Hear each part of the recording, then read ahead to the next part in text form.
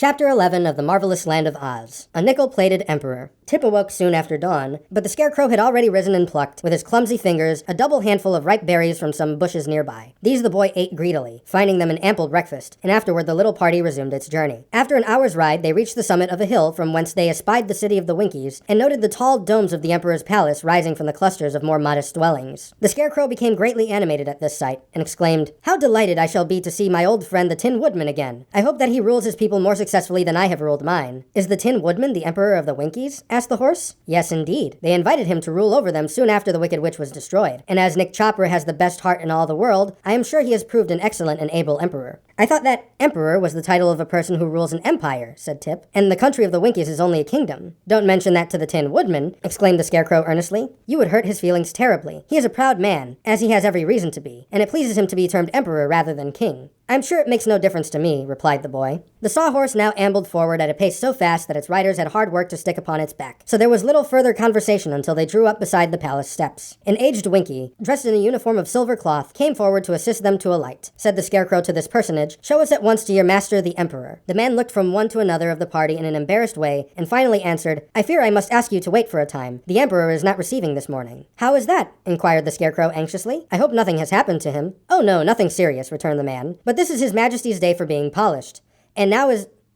And just now his august present is thickly smeared with Putz pomade." "Oh, I see," cried the Scarecrow, greatly reassured. "My friend was never inclined to be a dandy, and I suppose he is now more proud than ever of his personal appearance." "He is indeed," said the man, with a polite bow. "Our mighty emperor has lately caused himself to be nickel-plated." "Good gracious," the Scarecrow exclaimed at hearing this. "If his wit bears the same polish, how sparkling it must be! But show us in. I'm sure the emperor will receive us, even in his present state." "The emperor's state is always magnificent," said the man, "but I will venture to tell him of your arrival. You will receive his commands concerning you." So the party followed the servant into a splendid anteroom, and the sawhorse ambled awkwardly after them, having no knowledge that a horse might be expected to remain outside. The travelers were at first somewhat awed by their surroundings, and even the Scarecrow seemed impressed as he examined the rich hangings of silver cloth caught up into knots and fastened with tiny silver axes. Upon a handsome center table stood a large silver oil can, richly engraved with scenes from the past adventures of the Tin Woodman, Dorothy, the Cowardly Lion, and the Scarecrow, the lines of the engraving being traced upon the silver and yellow gold. On the walls hung several portraits, that of the Scarecrow seeming to be the most prominent and carefully executed, while a large painting of the famous Wizard of Oz, in the act of presenting the Tin Woodman with a heart, covered almost one entire end of the room. While the visitors gazed at these things in silent admiration, they suddenly heard a loud voice in the next room exclaim, "Well, well, well! What a great surprise!" And then the door burst open, and Nick Chopper rushed into their midst and caught the Scarecrow in a close and loving embrace that creased him into many folds and wrinkles. "My dear old friend! My noble comrade!" cried the Tin Woodman joyfully. "How delighted I am to meet you once again!" And then he released the Scarecrow and held him at arm's length while he surveyed the beloved painted features. But alas, the face of the Scarecrow and many portions of his body bore great blotches of Putz pomade, for the Tin Woodman, in his eagerness to welcome his friend, had quite forgotten the condition of his toilet and had rubbed the thick coating of paste from his own body to that of his comrade. "Dear me," said the Scarecrow dolefully, "what a mess I'm in." "Never mind, my friend," returned the Tin Woodman. "I'll send you to my imperial laundry, and you'll come out as good as new." "Won't I be mangled?" asked the Scarecrow. "No, indeed," was the reply. "But tell me, how came your Majesty here, and who are your companions?" The Scarecrow, with great politeness, introduced Tip and Jack Pumpkinhead, and the latter personage seemed to interest the Tin Woodman greatly. "You are not very substantial, I must admit," said the Emperor, "but you are certainly unusual, and therefore worthy to become a member of our select society." "I thank your Majesty," said Jack humbly. "I hope you are enjoying good health," continued the Woodman. "At present, yes," replied the Pumpkinhead, with a sigh, "but I am in constant terror of the day when I shall spoil." "Nonsense," said the Emperor, but in a kindly, sympathetic tone. "Do not, I beg of you, dampen today's sun with the showers of tomorrow, for before your head has time to spoil, you can have it canned, and in that way you may be preserved indefinitely." Tip, during this conversation, was looking at the Woodman with undisguised amazement, and noticed that the celebrated Emperor of the Winkies was composed entirely of pieces of tin, neatly soldered and riveted together into the form of a man. He rattled and clanked a little as he moved, but in the main he seemed to be most cleverly constructed, and his appearance was only marred by the thick coating of polishing paste that covered him from head to foot. The boy's intent gaze caused the Tin Woodman to remember that he was not in the most presentable condition, so he begged his friends to excuse him while he retired to his private apartment and allowed his servants to polish him. This was accomplished in a short time, and when the Emperor returned, his nickel-plated body shone so magnificently that the Scarecrow heartily congratulated him on his improved appearance. "That nickel plate was, I confess, a happy thought," said Nick, "and it was the more necessary because I had become somewhat scratched during my adventurous experiences. You will observe the engraved star upon my left breast. It not only indicates where my excellent heart lies, but covers very neatly the patch made by the wonderful wizard when he placed that valued organ in my breast with his own skillful hands." "Is your heart, then, then a hand organ?" asked the Pumpkinhead curiously. "By no means," responded the Emperor with dignity. "It is, I am convinced, a strictly orthodox heart, although somewhat larger and warmer than most people possess." Then he turned to the Scarecrow and asked, "Are your subjects happy and contented, my dear friend?" "I cannot say," was the reply, "for the girls of Oz have risen in revolt and driven me out of the Emerald City." "Great goodness!" cried the Tin Woodman. "What a calamity! They surely do not complain of your wise and gracious rule." "No, but they say it is a poor rule that don't work both ways," answered the Scarecrow. "And those females are also of the opinion that men have ruled the land long enough. So they have captured my city, robbed the treasury of all its jewels, and are running things to suit themselves." "Dear me, what an extraordinary idea," cried the Emperor, who was both shocked and surprised. "And I heard some of them say," said Tip, "that they intend to march here and capture the castle and city of the Tin Woodman." "Ah, we must not give them time to do that," said the Emperor quickly. "We will go at once and recapture the Emerald City, and place the Scarecrow again upon his throne." "I was sure you would help me," remarked the Scarecrow in a pleased voice. "How large an army can you assemble?" "We don't need an army," replied the Woodman. "We four, with the aid of my gleaming axe, are enough to strike terror into the hearts of the rebels." "We five," corrected the Pumpkinhead. "Five?" repeated the Tin Woodman. "Yes, the Sawhorse is brave and fearless," answered Jack, forgetting his recent quarrel with the quadruped. The Tin Woodman looked around him in a puzzled way, for the Sawhorse had until now remained quietly standing in the corner, where the Emperor had not noticed him. Tip immediately called the odd-looking creature to them, and it approached so awkwardly that it nearly upset the beautiful center table and the engraved oil can. "I begin to think," remarked the Tin Woodman as he looked earnestly at the Sawhorse, "that wonders will never cease. How came this creature alive?" "I did it with a magic powder," modestly asserted the boy, "and the Sawhorse has been very useful to us." "He enabled us to escape the rebels," added the Scarecrow. "Then we must surely accept him as a comrade," declared the Emperor. "A live Sawhorse is a distinct novelty, and should prove an interesting study. Does he know anything?" "Well, I cannot claim any great experience in life," the Sawhorse answered for himself, "but I seem to learn very quickly, and often it occurs to me that I know more than any of those around me." "Perhaps you do," said the Emperor, "for experience does not always mean wisdom. But time is precious just now, so let us quickly make preparations to start upon our journey." The Emperor called his Lord High Chancellor, and instructed him how to run the kingdom during his absence. Meanwhile, the Scarecrow was taken apart, and the painted sack that served him for a head was carefully laundered and restuffed with the brains originally given him by the Great Wizard. His clothes were also cleaned and pressed by the Imperial tailors, and his crown polished again and sewed upon his head, for the Tin Woodman insisted he should not renounce this badge of royalty. The Scarecrow now presented a very respectable appearance, and although in no way addicted to vanity, he was quite pleased with himself and strutted a trifle as he walked. While this was being done, Tip mended the wooden limbs of Jack Pumpkinhead and made them stronger than before, and the Sawhorse was also inspected to see if he was in good working order. Then bright and early the next morning, they set out upon the return journey to the Emerald City, the Tin Woodman bearing upon his shoulder a gleaming axe and leading the way, while the Pumpkinhead rode upon the Sawhorse, and Tip and the Scarecrow walked upon either side to make sure that he didn't fall off or become damaged. End of chapter 11.